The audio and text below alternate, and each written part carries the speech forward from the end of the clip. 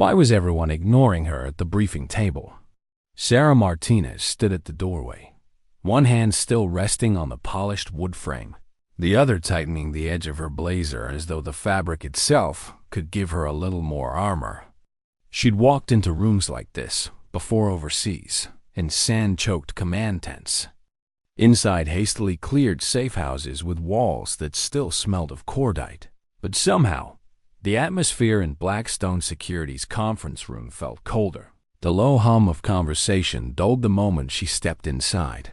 6 men in suits turned toward her, not in welcome, but in the polite, appraising way people look at someone they've already decided isn't worth much.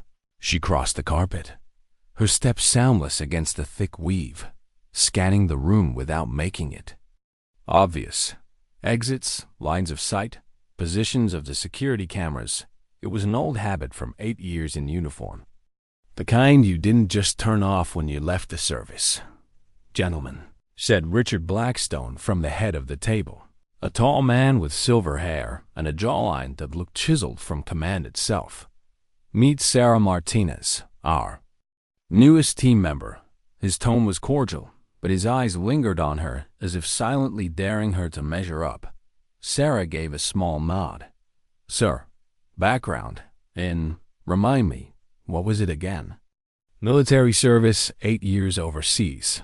That was all she gave him. She'd learned to keep it vague in the civilian world. The words "special operations" had a way of triggering disbelief, curiosity, or worst of all, the slow burning condescension she'd learned to spot in seconds. "Overseas, huh?" The voice came from Jake Morrison, broad-shouldered, hair too perfect to be an accident, a smirk on his lips that didn't quite make it to his eyes. "What kind of work? Logistics? Administration?" Sarah let the question hang a heartbeat too long. "Security operations." Jake leaned back in his chair, grinning like a man holding a winning card. "That's great. We can always use someone with basic security experience. Maybe you can help us with some paperwork. Get familiar with how real corporate security works." A ripple of chuckles passed around the table. Sarah said nothing, not because she didn't have something to say, but because she knew. The truth about men like Jake, they fed on reaction. The best counter was patience, quiet observation. And the right moment, the meeting rolled on, Blackstone detailing current cases while Sarah listened. And though she kept her expression neutral, her mind cataloged every weakness she heard. Gaps in their threat assessments, sloppiness in their surveillance protocols, a blind faith in measures that wouldn't hold against a determined adversary. When Jake presented his analysis of a corporate espionage case, she bit the inside of her cheek. His conclusion was not only wrong, it was dangerously wrong. He'd missed a classic infiltration pattern, the kind of signature you recognized after seeing it in the field, where mistakes got people killed. But this wasn't the field, and she was the rookie here. So she stayed quiet. After the meeting, the team drifted to the break room, an upscale lounge with a big screen TV and leather couches. Sarah poured coffee, keeping to a quiet corner. Then the news broke. Flashes of smoke and shattered glass filled the screen footage from a government building in Eastern Europe. Sarah knew the look of a blast site. She knew the smell, the way dust hung in the air like it couldn't decide whether to fall. Jake, mug in hand, launched into commentary. "Classic mistake by their security team," he said, pointing at the screen. "See those barriers? Amateur hour, I'd have pushed the perimeter out 50 meters. Triple redundancy on the front access points." Sarah's eyes narrowed. "Actually," she said, her voice calm but cutting through the chatter, "blast pattern says they used a service entrance on the east side. Detonation came from inside, likely planted during off hours." The room went still. Jake's smirk faltered for just a second before he slipped back into his role. "Thanks for the Wikipedia update, sweetheart. But some of us have real experience here." No one defended her. No one questioned him, and that was fine, because under her blazer sleeve, ink curled against her skin, the coiled viper of a unit that never advertised its presence. never explained its methods, and never forgave a threat left standing. What? They didn't know, what they didn't even think to ask, was that she'd walked through scenes like the one on the screen while smoke still curled from the rubble. She didn't need Wikipedia. She'd had the front row seat. 3 weeks passed, same pattern, same low-level assignments, same polite dismissal of anything she offered. Her desk became the dumping ground for incident reports, outdated files, and admin work no one wanted. She told herself to let it slide. That was the plan: observe, learn, stay quiet until it mattered. The problem with plans is that reality rarely waits for you to be ready. The break came on a rain-heavy Thursday morning when the front door slammed open and David Chun, CEO of Nexus Technologies, stormed into Blackstone's office like a man who'd been holding rage in both hands for too long. His usually sharp composure was gone, replaced by something raw and shaking. "Where's Blackstone?" He barked. Richard Blackstone emerged, already wearing the face of a man shifting into damage control. "Your people lost my daughter for 47 minutes yesterday." Chun's voice hit like a hammer. "Do you understand what could happen in 47 minutes? Sarah stopped typing. She knew this assignment. Chun's daughter Emma had a stalker. Low-level threat. They called it easy money, Jake had said. But Emma Chun had called her father from a locked bathroom stall at Westfield Mall while her assigned protection detail got coffee. Chun's eyes burned. The stalker knew exactly where she was, exactly when she'd be alone. "He's escalating, and your people treated it like a joke." Blackstone tried to soothe him, but Chun wasn't listening. His daughter's graduation was in 8 days. 15,000 people, multiple buildings, dozens of entry points, and zero trust in the team meant to keep her safe. "I want a complete overhaul," Chun said. "New team, new approach by tomorrow morning, or I walk." Sarah saw it the moment Blackstone's gaze flicked toward her. The calculation in his eyes. "Martinez," he said. "Conference room, now." She could feel the silent verdict from the others. Let the rookie take the impossible job, then watch her fail. Chun's eyes narrowed at her. "No offense, but I need your best people on this." "You'll have them," Sarah said. "But first I need every detail from yesterday, everything." For 20 minutes, Chun talked. She listened, not just to what he said, but to what he didn't say, his pauses, the words he repeated, the way he described the stalker's messages. By the time he left, she had a plan. The office emptied for the night, leaving her alone with files, building schematics, and cold takeout.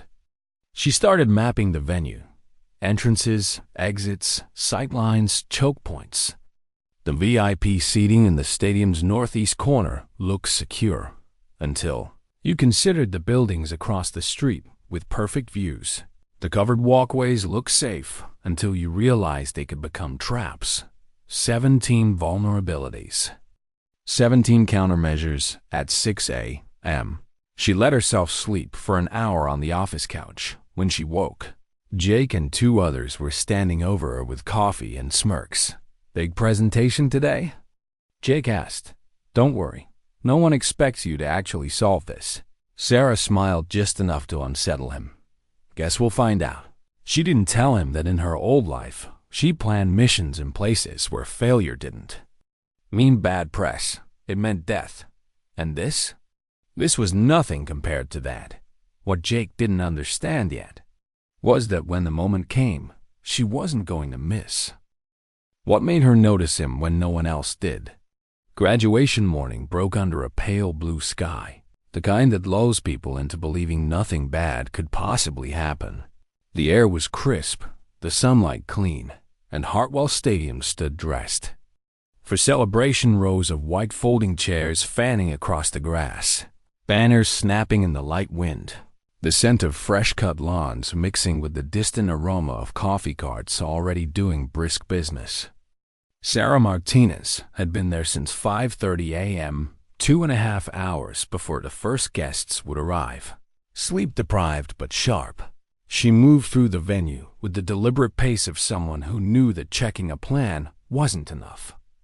Had to check it again, and then a third time, Captain Rodriguez, the university's head of security, met her at the main gate. His handshake was firm but carried the weight of grudging respect. Last night, he'd read her plan, every page of it.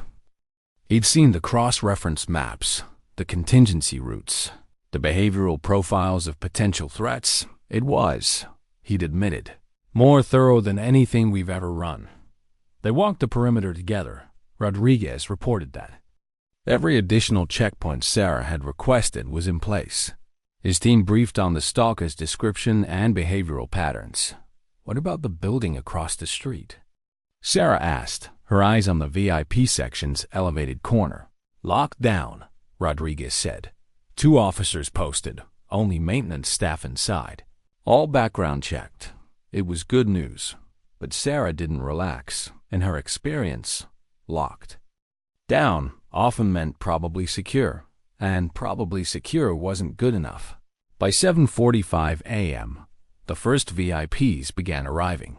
A trickle of tailored suits and designer dresses. Then David Chun's motorcade rolled up. He stepped out first, scanning the area with a father's protective eyes before offering his hand to Emma. Emma Chun was petite, graceful, and visibly tense. Her eyes darted to every movement in the crowd. Weeks of escalating threats had worn away the last layers of normalcy in her life. Ms. Martinez, Chun said as he approached the VIP entrance. Thank you for your work on this. Your plan was exactly what I wanted to see. Detailed. Professional, comprehensive. We're going to keep her safe today. Sarah said simply. The ceremony began, voices booming over loudspeakers, the sea of gowns and mortarboards shimmering in the morning light. From her position, Sarah had a clear line of sight to the VIP section and the main crowd, her earpiece feeding her a steady rhythm of radio check-ins. For the first 30 minutes, everything went according to plan. Too according to plan. She was scanning the east entrance when she saw him, a man in a maintenance uniform, moving with purpose through a restricted zone. He carried a red toolbox. But it wasn't the box that set off the alarm bells in her head. It was the way he walked. Real maintenance staff didn't move like that. They paused. They looked around. They bent down to inspect things. This man was heading somewhere, straight as a bullet, with none of the uncertainty of someone finding a job site. Sarah keyed her radio. Control, Martinez. I have a maintenance worker in Section E, moving toward the VIP area, requesting verification. Jake's voice came back, too casual, too dismissive. Martinez, it's graduation day. There's maintenance everywhere. Don't create problems where none exist. She kept watching. The man was now within 100 feet of the VIP section. He didn't scan his surroundings like security personnel did. He scanned them like a hunter, taking in angles in sight. Lines. Control. Sarah said again, sharper now. Dark hair, approximately 5'10", carrying a red toolbox. Verify. Martinez, you're being paranoid. Jake's voice crackled. It's just maintenance. Focus on real threats. Then the man looked up. His eyes locked on Emma Chun and lingered. Sarah's hand went to her phone, scrolling through the stalker's photos. They were grainy, inconsistent, but the build was right. The jawline was right. When the man reached into the toolbox, Sarah moved. Possible threat approaching VIP section. She called into the radio. I'm moving to intercept. Martinez, stand down. That's an order. Jake's voice carried the tone of someone ready to dress her down later. But hesitation was not a language Sarah spoke. She sprinted across the grass, closing the distance just as the man lifted something from the box. A long, metallic object that caught the light. Security. Stop right there. He turned toward her, startled, and for a fraction of a second she saw him clearly. The stalker from the photos, hair dyed darker, fake credentials clipped to his shirt. The metallic object in his hand resembled a telephoto camera lens, but her gut told her otherwise. She hit him low, driving them both into the grass. The object flew from his grip, landing with a metallic clatter that didn't sound like any camera equipment she'd ever handled. "Get off me," he shouted, loud enough for the nearest rows of the audience to hear. "I'm a photographer. This is assault." Within seconds, campus police were on them, but instead of helping her secure him, 2 officers grabbed her by the arms, hauling her off as the man stood, brushing grass from his stolen uniform.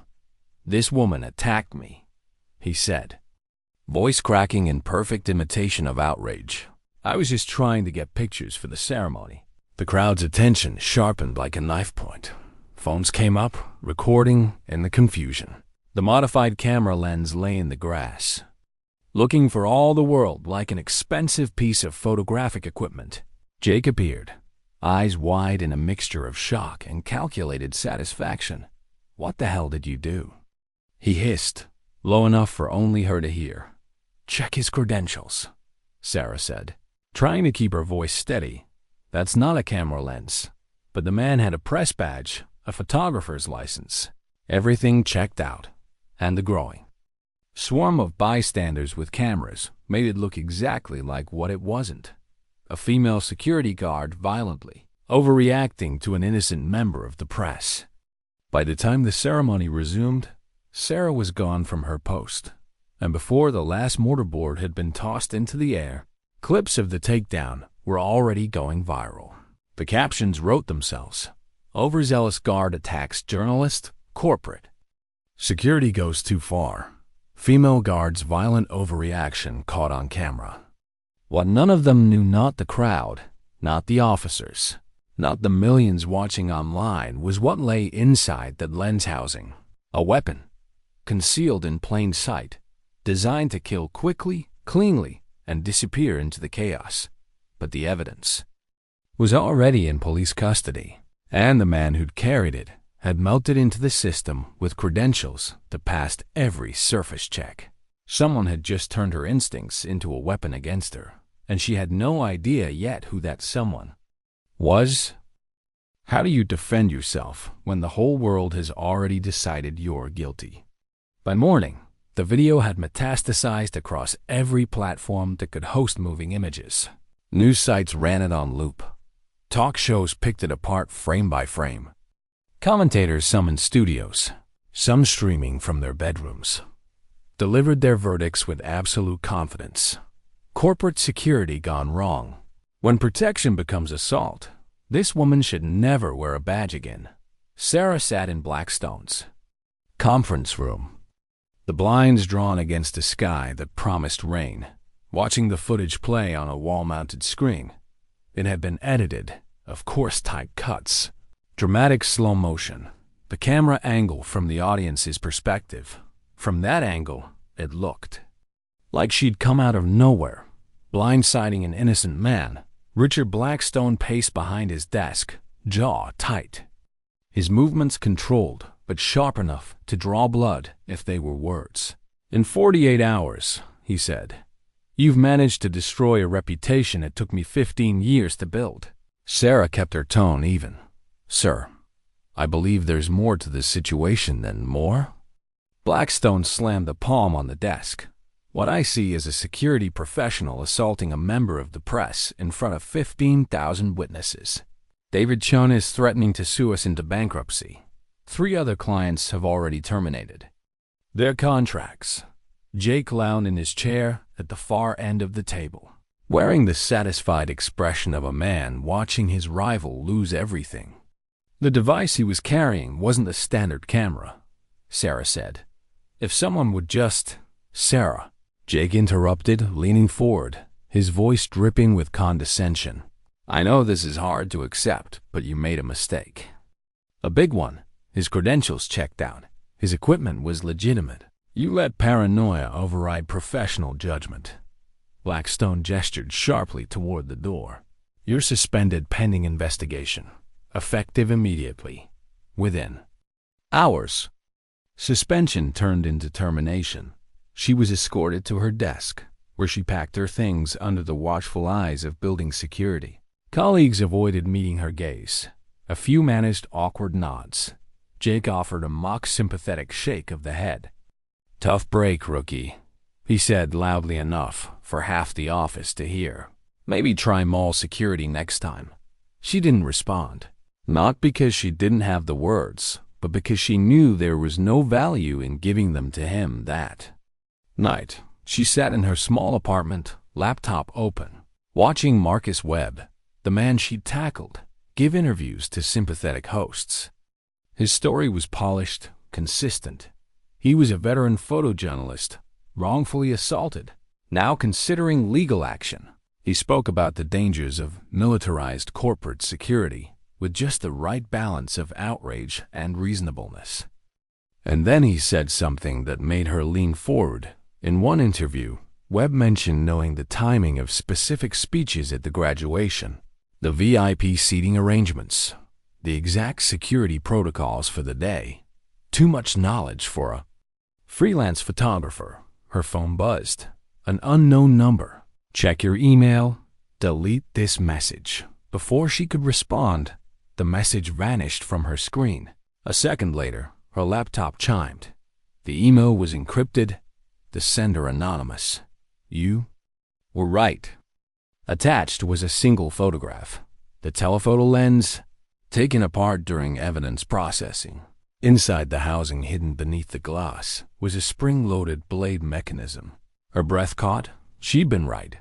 A second email arrived seconds later. "Webb isn't his real name. Credentials forged. Someone wanted you discredited. The real question is why." A friend who was watching, Sarah, stared at the screen. Whoever had sent this had access to evidence she couldn't get near anymore. And they knew exactly what had been done to her. Her phone rang. Caller ID. "David Chun. Miss Martinez," he said when she answered. His voice was taut, tired. "We need to meet tonight." They met in a 24-hour diner on the edge of the city, the kind of place where the smell of fryer oil clung to your clothes. Chun sat in a booth in the back, eyes darting to the door before she slid into the seat across from him. "I owe you an apology," he said, "and an explanation." He told her that after she'd been suspended, he'd hired a private investigator to look into Marcus Webb. Webb's real name was Marcus Vulov, former Spetsnaz, now working as a corporate spy. The target hadn't been Emma, not directly. The graduation had been an opportunity to plant a surveillance device in the VIP section, where Chun, his board members, and key investors would be discussing an upcoming quantum computing breakthrough worth billions. Volov's modified camera lens had been a sophisticated listening device with a concealed blade for close work. "I think someone at Blackstone was involved," Chun said, his voice low. "The timing was too perfect. The setup too clean. Someone knew exactly how to get you off that detail."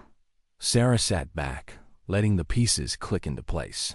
Jake's dismissive attitude, his positioning during the incident, his eagerness to see her gone. Her blood ran cold. "Do you know who?"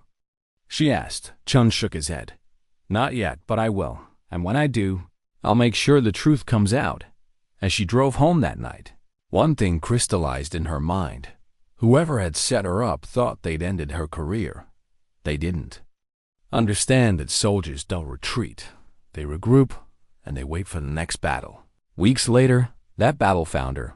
It was just after 2 a.m. at the Meridian Warehouse Complex, where she now worked night security, a job that barely paid her rent and kept her walking empty corridors in silence. The radio crackled.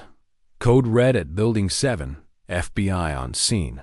All security maintain distance. Building 7 was part of the neighboring Titan manufacturing plant. Sarah reached the fence line and froze. FBI SUVs, SWAT trucks, tactical teams in position. Through her binoculars, she saw agents clustered over building schematics, their movements tense, controlled. She knew that building. Its blueprint was a liar. Narrow corridors, hidden service tunnels, dead zones no camera could cover. A black SUV pulled up. A woman in her 50s stepped out, silver streaks in her hair, posture like she'd never had to ask for authority in her life. Commander Lisa Torres, FBI hostage rescue team, Sarah watched her study the building layout, watched her frown at something that didn't add up. And that was when Sarah saw it, the same thing Torres hadn't yet noticed. The hostages weren't where the FBI thought they were. She walked to the nearest perimeter. "Agent, I need to speak with your commander." He waved her back. "Mom, stay behind the barriers." But Torres had looked up. Their eyes met. Something passed between them, not recognition, but the awareness of someone who could read another person's posture. Their purpose. Torres walked over. "You know this building?" "I worked security here for 6 weeks," Sarah said. "Your schematics are wrong. There's a service tunnel not on the plans. And the hostages, they're not on the ground floor. They're upstairs, northeast section. Adjacent storage room. Better control over the access points." Torres studied her. Then she saw the edge of the tattoo peeking from beneath Sarah's sleeve. "Show me your arm." Sarah hesitated, then rolled the sleeve up. The coiled viper. The motto, the insignia of one of the military's most elite units. Torres's voice dropped. "House Team 6, Afghanistan, Syria, Kandahar." Sarah nodded. Torres turned. "Get her inside the perimeter, now." What happens when the people in charge realize you see the battlefield more clearly than they do? Sarah stood in the FBI command post, the air inside heavy with the heat of too many bodies, the scent of coffee, gun oil, and stress mixing into something almost metallic. Large monitors displayed live drone feeds and thermal imagery. Radios crackled with overlapping voices, each speaking a dialect of urgency she knew by heart. Commander Lisa Torres didn't waste time on pleasantries. She waved Sarah toward the table in the center of the tent, where building schematics were, spread out under the glow of overhead lights. "Show me," Torres said. Sarah leaned over the blueprints, her finger tracing a path that didn't exist on paper. "Here, there's a service tunnel maintenance access. It was added during renovations in 2018, but never updated on official schematics. It runs from the utility building here." She tapped the map, straight into the basement level of Section D. One of the FBI tactical team leaders frowned. "We swept that tunnel last month." "It's sealed." "It's not sealed," Sarah said. "They installed a false wall halfway in to discourage vagrants. Behind it, the tunnel's still intact. It gives you a blind entry point into the building without crossing the suspect's lines of sight." Torres's gaze sharpened. "And the hostages?" Sarah pointed to the second floor, northeast corner. "You're assuming they're in the break room because it's the largest enclosed space in that section. But that's a terrible position for the suspects. Too many points of breach. If they know the layout, they've moved to the adjacent storage room. It's more defensible. Single entry, no windows. It forces any assault into a choke point they can control." Torres studied her for a moment that stretched. "How confident are you in this assessment?"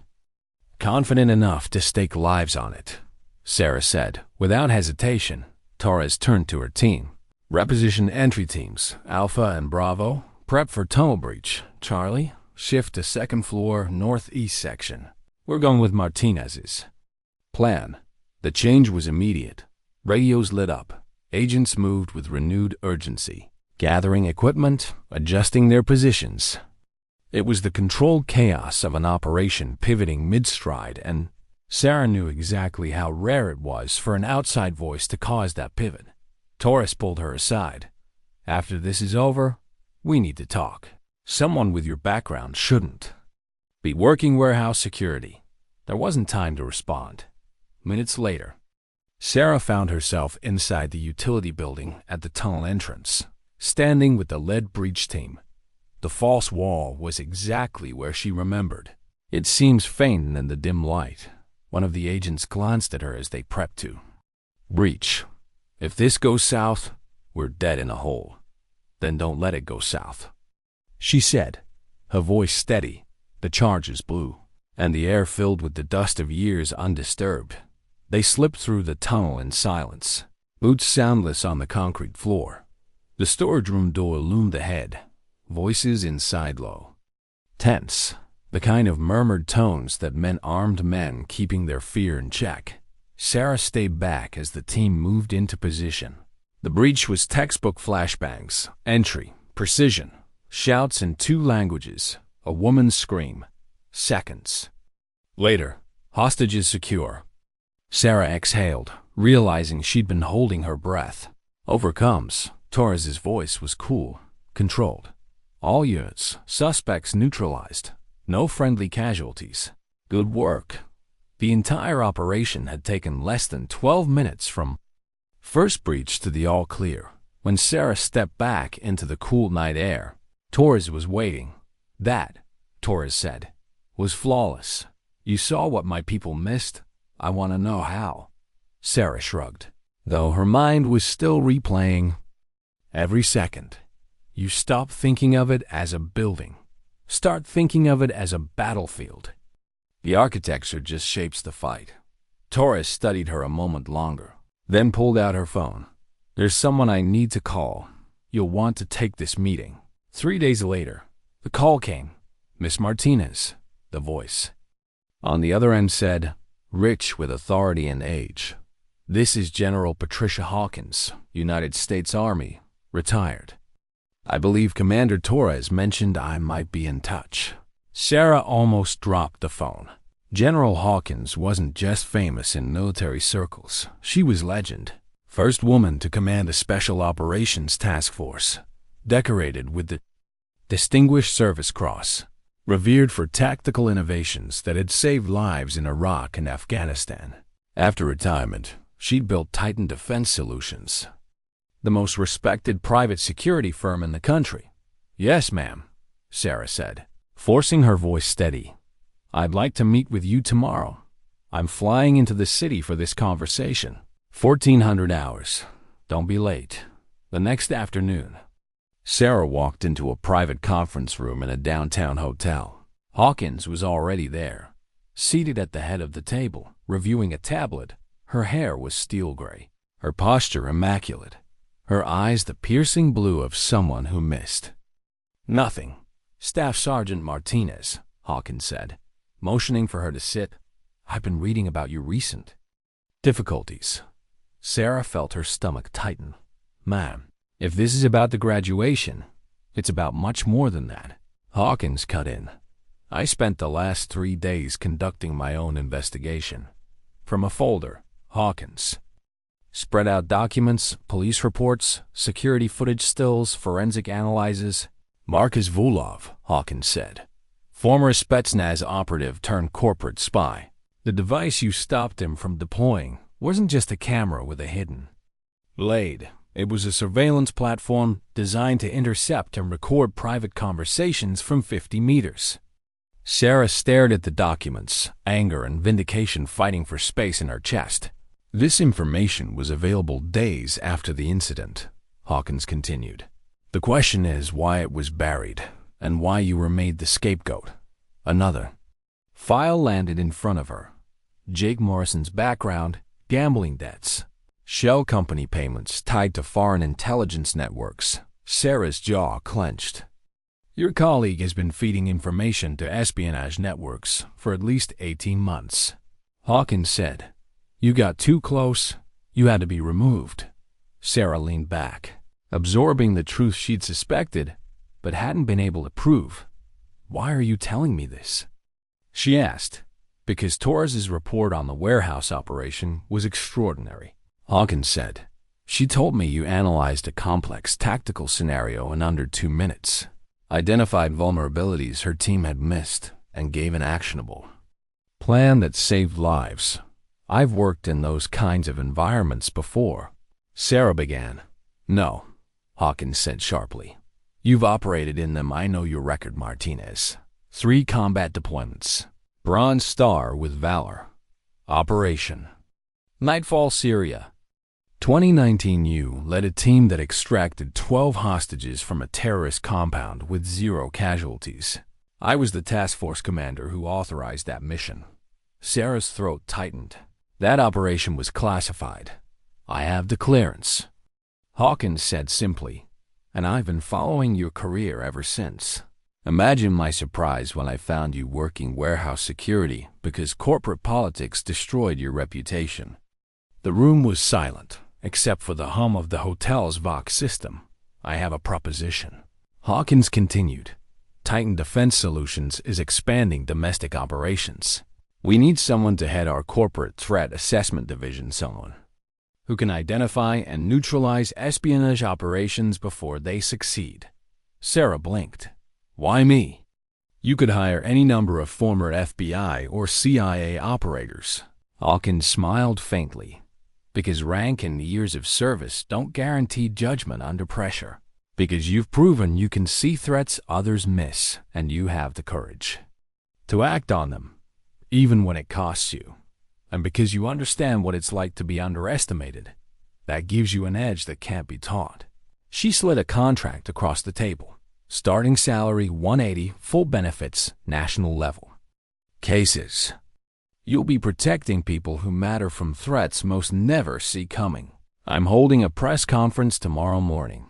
The FBI will release their full report on the graduation incident, including evidence that vindicates you. Jake Morrison was arrested this morning for conspiracy and treason." Sarah stared at the contract, her pen already in her hand. "When would I start?" "Monday," Hawkins said. "We've got a situation in Silicon Valley corporate espionage, possible foreign intelligence involvement, a CEO receiving credible death threats. Exactly the kind of case you were built for." Sarah signed. And, as she wrote her name, she felt something she hadn't in months, like she'd stepped back into the fight she was meant to be in. What does redemption look like when the mission leaves no room for mistakes? The Monday morning sun over Silicon Valley had the blinding clarity of glass. From the 17th floor of Titan Defense Solutions' West Coast office, Sarah stood at the window, scanning the tech district below. The road shimmered with early commute heat, and beyond them, the headquarters of Arctech Industries rose like a modern fortress, steel and mirrored glass, reflecting a sky too perfect to trust. General Patricia Hawkins stood beside her, hands clasped loosely behind her back, even here in civilian clothes. She radiated the kind of presence that made people straighten without thinking. Arctech's CEO, Daniel Keating, is receiving credible death threats, Hawkins said. "Not the amateur variety. Whoever's behind this has money, resources, and an understanding of Arctech's internal security protocols. They've already bypassed 3 levels of physical security without being detected." Sarah turned from the window. "Inside knowledge?" "Almost certainly," Hawkins replied. "That's where you come in." Keating is due to unveil a new AI defense platform in 4 days, a product with significant national security implications. If that launch is compromised, we're not just looking at corporate loss. We're looking at potential foreign intelligence penetration of a system that will eventually be integrated into U.S. defense networks. The briefing room door opened, and Keating himself entered, tall, polished, the kind of executive who projected charm for the cameras, but whose eyes carried the weary sharpness of someone who'd had to outthink rivals. For decades, he extended a hand to Sarah. "Director Martinez," he said. "General Hawkins speaks highly of you." Sarah shook his hand firmly. "Then you know I'm not here to sugarcoat anything. I need complete access building schematics, personnel rosters, internal comms records, everything." He glanced at Hawkins, then nodded. "You'll have it." Sarah spent the next 6 hours in Arctech's Security Command Center, moving through data streams, reviewing surveillance logs, and walking the perimeter. The building's defenses were impressive on paper. Biometric access points, CCTV coverage, a dedicated internal security force. But as she mapped the systems, the holes began to emerge. It wasn't the big vulnerabilities that worried her. Those were obvious and therefore defended. It was the subtle ones. 2 cameras that overlapped imperfectly, leaving a 3-foot blind strip near a maintenance elevator. A security guard rotation pattern that created predictable coverage gaps every 45 minutes. A delivery access route with a bypass control system almost no one on staff knew existed. She marked each one on her working schematic. By the time dusk fell, she'd identified 12 exploitable vulnerabilities and 2 that made her uneasy in a way she couldn't yet define. The second one was a gut-level alert, something about the networked locking systems in the executive wing. Whoever designed it had left a hidden administrative override protocol. In the wrong hands, it would make the entire wing accessible without tripping a single alarm. "Who handles your physical access integration?" she asked Keating's head of security, a gruff former SWAT sergeant named Miles Garvey. "Contracted out 2 years ago," Garvey said. "Company called CoreLink Systems." Sarah felt her jaw tighten. "CoreLink has offshore investors?" Garvey frowned. "Not that I know of." She'd seen the name before in an intel packet Hawkins had given her about known corporate espionage facilitators. CoreLink had quietly folded last year, its leadership vanishing after a government investigation into tech transfer violations. The implications crystallized fast. Someone had left a skeleton key in ArcTech's system. Someone who had likely sold that knowledge to the highest bidder. At midnight, Sarah sat alone in ArcTech's executive boardroom. Lights dimmed, schematics spread across the table. She kept thinking about the graduation, about Volov's feigned innocence and the way Jake had used her own instincts against her. This time, there would be no staged humiliation. Her earpiece buzzed softly. "Hawkins. Status?" "They've been penetrated before," Sarah said quietly. "Not a full breach, more like a slow drip. Whoever's coming for Keating knows the building better than his own security team. They'll wait until the launch. More chaos, more people, more cover. You can stop them?" Sarah's gaze moved to the coiled viper inked into her forearm. "Yes, but we need to bait them into acting early." The plan unfolded over the next 24 hours. False information seeded into ArcTech's internal network about a private pre-launch meeting between Keating and 2 Department of Defense liaisons. A location chosen specifically for its vulnerabilities, but modified under Sarah's guidance so that it was both a trap and a fortress. Every entrance monitored, every blind spot patched with temporary coverage, every possible approach route layered with tripwire surveillance, both electronic and human. On the night before the scheduled meeting, Sarah was in position on the mezzanine overlooking the conference suite. Below, Keating sat at the head of the table, 2 of Titan's operatives posing as DOT officials flanking him.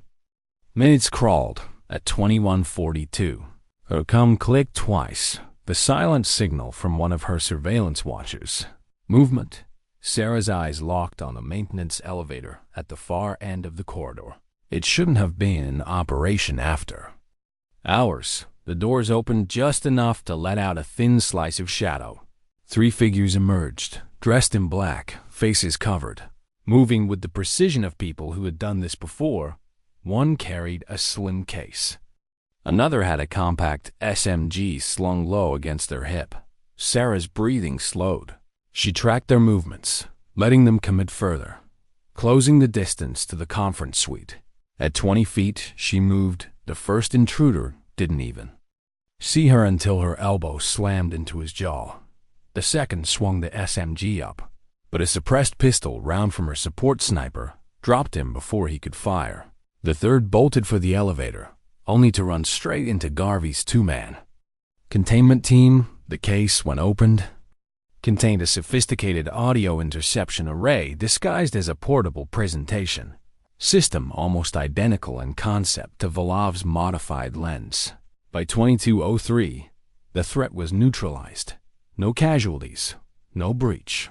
From the mezzanine, Sarah watched as the intruders were cuffed and led out. Keating turned in his chair and met her eyes. There was no smugness there, no disbelief, only respect. Later, in Hawkins' debrief, Sarah laid out the entire operation. The infiltration route, the timing, the countermeasures. They were testing our defenses, she concluded. If they'd succeeded, They'd have deployed at the launch event. The fallout would have been catastrophic. Hawkins sat back, nodding slowly. And you turned their test into a trap. Nicely done. Sarah didn't smile. This isn't over. Whoever's running these operations, they're using the same playbook. Vulov at the graduation, this crew at ArcTech, different actors, same signatures. Patterns mean we can predict them, Hawkins said. And predicting them means stopping them. Sarah thought of the men in the elevator, professionals, confident. Enough to believe they wouldn't be caught. They've been wrong. What if the enemy's real strength isn't in the attack you can see, but in the connections you don't? The morning after the ArcTech interception, Sarah was back in her office at Titan's West Coast branch, coffee in hand, scrolling through the post-operation reports. The apprehended intruders were being processed by federal agencies. But even at first glance, something about their files made her pause. 3 individuals, no prior criminal records, employment histories that looked clean to clean.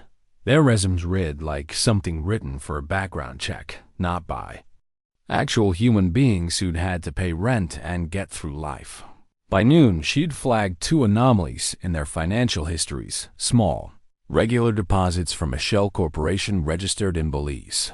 The company's name, Ryan Consulting, meant nothing to most. But she'd seen it once before, in a classified brief years ago, tied to suspected funding routes for industrial espionage. She was still staring at the screen when her office door opened without a knock. Commander Lisa Torres, no, Deputy Director. Torres now stepped inside. She looked exactly the same as the night of the warehouse rescue.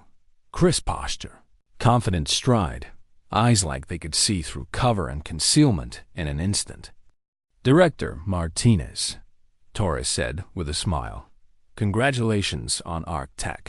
Hawkins sent me the after action. You made my people look slow.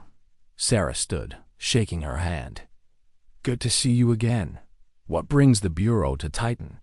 Torres set a tablet on Sarah's desk and tapped a screen. This. You familiar with any of these companies? Sarah scanned the list. 15 corporate names. Some she recognized as major defense contractors. Others were smaller tech startups she wouldn't have noticed before. But the timestamps beside each name told the real story: security breaches. All within the past 8 months, her eyes moved to the column labeled Method. The patterns leapt out. Exploitation of maintenance or service access routes. Surveillance disguised as standard equipment. Attack timing aligned with high-profile events. Sarah leaned back. It's the same playbook. Vulov at the graduation, the ArcTech team last night. Same AMO.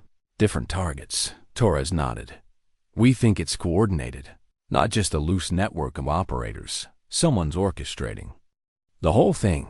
Our working theory is a multi-tiered espionage cell targeting U.S. defense and tech assets simultaneously. Sarah tapped the list. And you want Titan in on it. We need someone who can think like them, Torres said. Not just react to what they've done, predict it. Hawkins says you have that skill. I saw it myself at the warehouse. Sarah swiveled her monitor toward Torres. I've been digging into the ArcTech crew's finances. They were getting steady payments from Ryan Consulting, registered in Belize. I saw that name on an intel packet in 2017. Suspected intermediary for foreign state-backed espionage ops. They vanish when heat comes, pop back up with new shell names. Torres leaned forward. If Orion's funding multiple ops, they might be the connective tissue we've been missing. Sarah was already pulling files onto the screen. If they're consistent, they'll try to hit another target soon. And if they're smart, they'll pick one that's complacent, somewhere they think no one's watching. Torres gave a half smile. The problem is, we don't know which company that is yet, and the Bureau moves slower than you do.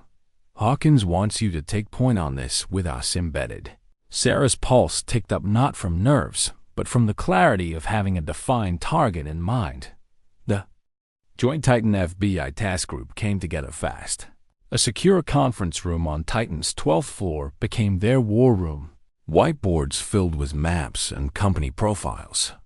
Digital timelines stretched across 2 walls. Every attack in the last 8 months was plotted. Location, date, method, objective. Sarah pinned photographs of recovered equipment from each Volov's modified lens.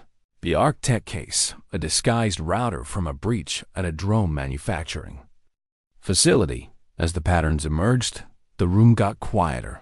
"They're not just after information," Sarah said finally. "They're embedding persistent surveillance devices that can sit undetected for months, maybe years, feeding data to whoever's paying them. In some cases, they don't even activate the devices right away. They wait until the right moment when the intel will matter most." Torres folded her arms. "That's patience, strategic patience, not the work of a smash-and-grab crew." "Exactly," Sarah said. "And there's another thing. Look at the breach dates." Torres stepped closer to the timeline. 4 to 6 weeks apart. Sarah nodded. "It's their operational cycle, enough time to deploy, disappear, and let their footprint fade before moving to the next target. Which means they're due for another hit," Torres finished. "The question was where. For the next 48 hours, they combed through potential targets. Hawkins sent over a priority list of defense and tech firms with ongoing classified projects. Sarah and her team cross-referenced those with vulnerabilities in physical and cybersecurity, high-profile public events, and known connections to Orion's past front companies. By the end of the second day, one name had circled itself: Raventon Dynamics, a mid-sized defense subcontractor based in Colorado. On paper, Raventon looked solid, secure facility, strong internal protocols, but 2 things made it stick out: a recent system upgrade performed by a subcontractor linked to Core Link Systems, an upcoming high-level demonstration for military procurement. Officers, exactly the kind of event where valuable conversations would happen. Torres drummed her fingers against the table. "This is your call, Martinez. You think they're next?" Sarah didn't hesitate. "Yes, and if I'm right, they'll make their move within 72 hours. 2 days later, Sarah was in Colorado. The Raventon facility sat at the edge of a low industrial park, a rectangle of reinforced concrete and tinted windows under the shadow of distant mountains. Inside, the security team was polite but wary local professionals who weren't thrilled about outside specialists coming in to advise. Sarah didn't waste time winning them over. She walked the facility, tracing sightlines, noting camera coverage and badge access points. In the executive wing, she found the same network access panel she'd seen at Arctech down to the model number. "Who installed this?" she asked the head of IT. "Standard vendor. Came with the upgrade last year." Sarah exchanged a glance with Torres. The pattern was tightening. They set the trap that night.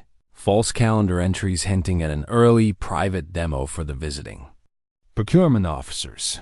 Subtle shifts in camera angles to open approach routes without making it obvious. Remote monitoring layered over the existing system so the intruders wouldn't know they were being watched. It happened on the second night at 1:30. Sarah's comm buzzed, the silent signal from one of her external watchers. She was in the security control room, watching the facility on split screens. Movement in the East Service Corridor. 2 figures in dark clothing, no visible weapons, moving with the quiet precision of people who'd been here before. She signaled Torres. "We've got them." They let the intruders advance, tracking them through the network of corridors. One carried a slim case identical to the Arctech breach. The other was focused entirely on bypassing access points with a series of coded keycards. When they reached the executive conference suite, Sarah gave the go. Doors locked, hall lights cut. The intruders froze, realizing too late they'd walked into a box from both ends of the corridor. Titan and FBI personnel advanced, weapons ready. "Federal agents." Torres's voice echoed down the hall. "Drop your gear and get on the ground." One man complied instantly. The other bolted toward a maintenance hatch, only to find Sarah blocking his way. She didn't have to draw her weapon. She just stepped forward, the weight of her presence freezing him where he stood. "You picked the wrong building," she said quietly. Minutes later, both were in custody. Back in the war room, Torres leaned against the table, studying the evidence. "They were here to plant long-term surveillance," she said. "Same tech as the other. Ops, the bigger question is, who's running this?" Sarah looked at the Orion payment logs scrolling on the screen. The shell corporations, the subcontractors, the precision and target selection. "This isn't just espionage," she said. "It's infiltration, and they've been playing the long game for years." Her eyes lingered on one payment trail, a route that wound through 3 offshore accounts before landing in the operating budget of a private security firm. A name she knew too well: Blackstone Security Consulting. What if the betrayal you suspected turned out to be even deeper than you imagined? Sarah sat alone in the Colorado war room, long after the FBI team had cleared out. The screen still glowed with paused security footage, each frame holding fragments of the night's operation. But it wasn't the images that had her jaw tight. It was the payment trail on her monitor. Orion Consulting gives Vectra Holdings, gives Hawthorne Global, gives Blackstone Security Consulting. She stared at the last name. Willing it to change, it didn't. Her first instinct was to run the numbers again. She pulled bank data, cross-referenced account IDs, dug through offshore registration records that weren't supposed to be public. Each hop in the trail was clean enough to pass casual scrutiny. But to someone who knew how to read between the transfers, the connections were visible like footprints in fresh snow. Blackstone wasn't just compromised. They were in the middle of it. The sound of the war room door opening broke her concentration. Torres stepped inside, holding 2 mugs of coffee. "You look like you're trying to break the server with your mind," she said, setting one mug down beside Sarah. Sarah didn't look away from the screen. "We've got a bigger problem than we thought." Torres leaned over her shoulder. The moment she saw the final name in the chain, her lips pressed into a thin line. "You sure?" "Triple-checked. The payments from Orion have been funneled into Blackstone's operational budget. Small transfers spread over months, most of it disguised as retainer fees from fake clients. It's deliberate. Someone's been laundering the money through their books." Torres straightened. "And I'm guessing you have a pretty good idea who's pulling the strings inside." Sarah's hand hovered over the mouse. Jake Morrison was the obvious choice before he went down. But someone had to keep the pipeline open after his arrest. Someone higher. Someone with enough authority to bury inconvenient questions. Torres's eyes narrowed. Blackstone himself. Sarah didn't answer. But the silence was confirmation enough. They briefed Hawkins via secure video link at 040 hours. The general's image flickered on the screen. Her expression unreadable, but her eyes burning cold. If Blackstone's in bed with Orion, we're not talking about a rogue employee or a few bad decisions. We're talking about a private security firm actively facilitating espionage against U.S. defense contractors. Torres folded her arms. "We can get the Bureau to open a formal investigation, but if we go through official channels, they'll have time to shred evidence. He'll see it coming." Hawkins turned her gaze to Sarah. "You used to work there. You know the layout. The people, the blind spots." Sarah's reply was immediate. "If we want proof that will stand up in court, we have to go in before he knows we're coming." "Not just proof," Hawkins said. "I want the client list. Every company Blackstone has compromised. If Orion's got hooks in them, we need to cut them out before the next breach cycle." Torres gave a sharp nod. "An off-books operation, then. Titan and the Bureau together. No warrants yet, no press. We get in, we get the files, we get out." Hawkins's voice dropped into the tone of someone issuing orders on a battlefield. "Martinez, you lead the entry team. You have 72 hours before Blackstone leaves for a security conference in Dubai. That's our window. The flight Back to Blackstone City felt like stepping into a time capsule she'd buried months ago. The streets outside the headquarters building were the same, the glass facades still gleaming in the afternoon sun, the company name etched in steel above the revolving doors. But Sarah wasn't the rookie walking in for her first day anymore. This time, she wasn't there to earn their respect. She was there to dismantle them. The entry plan was simple on paper, complex in execution. Torres's bureau team would run a low-visibility distraction at a nearby federal building, pulling local law enforcement presence away from the area. Hawkins had secured a temporary access code to Blackstone's underground garage through a cooperating vendor. Once inside, Sarah's three-person Titan team would bypass the building's internal badge system, access the executive network hub on the 14th floor, and pull every encrypted file linked to Orion. The operation went hot at 2,200 hours, Sarah's team slipped into the garage under the cover of a delivery van. The air inside was cool and smelled faintly of oil and concrete dust, moving fast. They bypassed the first two security cameras using a feed loop Sarah had prepared from old floor schematics. By the time they reached the freight elevator, her heart rate was steady, her mind running the plan in sequence. 14th floor, executive. Wing Blackstone's office at the corner. When the elevator doors slid open, the silence was almost oppressive. The hum of fluorescent lights was the only sound.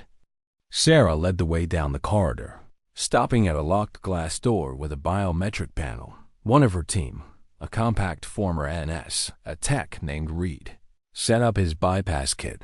The panel beeped green 30 seconds later. Inside, Blackstone's office was exactly as she remembered, sleek, expensive. A monument to someone who'd built an empire and wanted you to know it. Reed moved to the desk while Sarah covered the door. His fingers flew over the keyboard, unlocking the system's admin access. Found it, Reed said after a minute. Encrypted. Archives labeled Client Development, Tier 3. This is the motherlode. Copy everything, Sarah said. While the data transferred to their secure drive, she scanned the office, her eyes landing on a small, locked cabinet near the bookshelf. The lock was a standard commercial model, easy enough. She popped it open with a pick from her belt.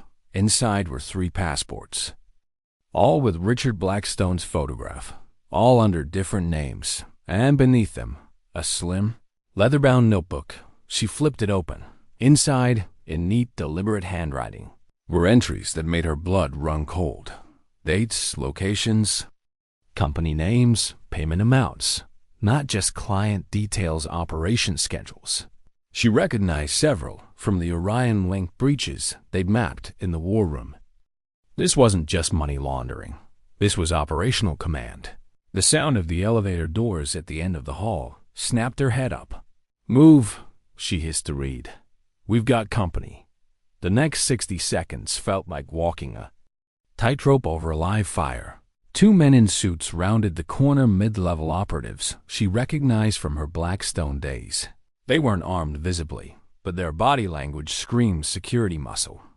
Sarah stepped into the hallway before they could see Reed at the desk. "You shouldn't be here," one of them said, his tone more curious than aggressive. "I was just leaving," Sarah replied, keeping her voice calm, her hands visible. The second man squinted. "Martinez? Thought you were." The faint click in her earpiece was Reed's signal. "Download complete." "Yeah," she said, forcing a small smile. "A lot's changed." She stepped past them, her pace steady. They didn't stop her, probably didn't even realize what she'd just walked out with. By the time the van cleared the garage exit, Torres's voice was in her ear. "Package secure?" Sarah looked down at the secure drive in her hand, then at the notebook tucked inside her jacket. "Oh yeah," she said. "We've got him." Back in the Colorado war room, the files painted the rest of the picture in brutal detail. Blackstone Security had been feeding Orion access to over a dozen companies, some of them in active government contract phases. Payment trails were meticulously laundered through layers of shell corporations, but the operational orders were written in Blackstone's own hand. Torres closed the last file with a decisive tap. This is enough to burn him to the ground and to tie Orion directly to a foreign state-backed network. Justice Department will salivate over this. Hawkins's voice came over the speaker. Excellent work, but we don't control what happens once DOJ takes over. They'll go public, and that means Orion knows the game's up. They'll go to ground. Sarah's gaze didn't leave the screen. Then we hit them before they have the chance. What do you do when the final move isn't just about winning, but about ending the game for good? The war room hummed with the kind of energy Sarah had felt before, only on the eve of a major operation. Everyone moved with purpose, but under it, there was an edge, an awareness that if they missed this window, Orion would vanish. The Justice Department wanted to take the evidence, build a long legal case, move at their own glacial pace. But Sarah knew what would happen if they did. Orion would burn their safe houses, ghost their shell companies, disappear into the dark for another 5 years. By then, they'd be operating under new names, targeting new companies, and they'd be just as untouchable. Torres stood at the head of the table, arms folded. We've tracked Orion's current operational hub to a compound outside Phoenix. No signage, no paper trail. On paper, it's a warehouse leased by an agricultural supplier. In reality, it's where they coordinate all U.S.-based operations. Sarah leaned over the satellite imagery on the screen. The compound was modest 2 low buildings surrounded by an 8-foot fence, but the angles told her more than most would see. Security cameras placed for overlapping fields of view, guard positions disguised as maintenance staff. Access points narrowed to control any approach. Hawkins's voice came over the secure line. If we hit it hard. FBI, Titan, and military liaisons, full coordination. We catch them in the act, seize every byte of data before they can trigger a purge, and take every operative we can alive. Sarah's gaze locked on the main building. Blackstone will be there. He's too much of a control freak to delegate this. If we can bring him in with the rest of them, it kills the network and sends a message to anyone thinking of taking his place. Torres looked at her. You want point? Sarah didn't hesitate. Yes. They moved at 03:00 hours, 2 convoys, 1 FBI. 1 Titan rolled silent through the desert, their headlights blacked out, the stars hard and cold above. The air was cool but carried the kind of stillness that made sound travel farther than it should. Sarah rode in the lead Titan SUV, checking her kit one last time. Sidearm, compact carbine, comes. The notebook from Blackstone's office, now worn soft at the edges from how often she'd reviewed it, was zipped into an inner pocket, not for reference, for reminder at 0317. The convoy split, FBI circling to the north, Titan holding to the south. Drones went up, feeding real-time thermal imagery to the command tablet strapped to Torres's arm. 14 heat signatures in the main building. Torres reported softly. 5 outside on roving patrol. Sarah keyed her mic. Outer perimeter teams move to positions. Contain but don't engage until I give the call. They watched the patrol routes for nearly 4 minutes, mapping the patterns until the gaps revealed themselves. Then Sarah signaled. Her 4-person entry team ghosted toward the east wall, using the building's blind spots like stepping stones. At the access door, Reed dropped to 1 knee, bypassing the lock in under 10 seconds. Inside, the hallway smelled faintly of machine oil and stale air. Sarah moved point, the others stacking behind her, their footfalls muffled by soft-soled boots. Down the corridor, voices murmured in a mix of English and Russian. She caught fragments, shipment schedules, coded references to clients she knew were companies on Hawkins's watch list. They reached the central operations room, and Sarah saw it. Rows of desks, each with multiple monitors displaying feeds from cameras she recognized. Blackstone, security's clients, and at the far end of the room, standing behind a workstation, was Richard Blackstone himself. He looked almost exactly as she remembered: immaculate suit, silver hair perfect, expression like someone who thought they were already the smartest person in the room. Until he saw her, his smirk faltered. "Martinez, Richard." Her voice was steady, controlled. "You're under arrest for conspiracy, espionage, and about a dozen other charges we'll list out later." He laughed, a short, sharp sound. "You think you can touch me? You have no idea who you're dealing with." Sarah stepped closer. "I know exactly who I'm dealing with. You underestimated me once. That was your first mistake. The second was thinking you could keep doing this without anyone connecting." The dots around them, FBI and Titan operatives swept in, weapons leveled. The room erupted into chaos, shouts in multiple languages, the scrape of chairs, the clatter of dropped gear. Two of Blackstone's men tried to make a break for a side exit and were intercepted by Torres's team.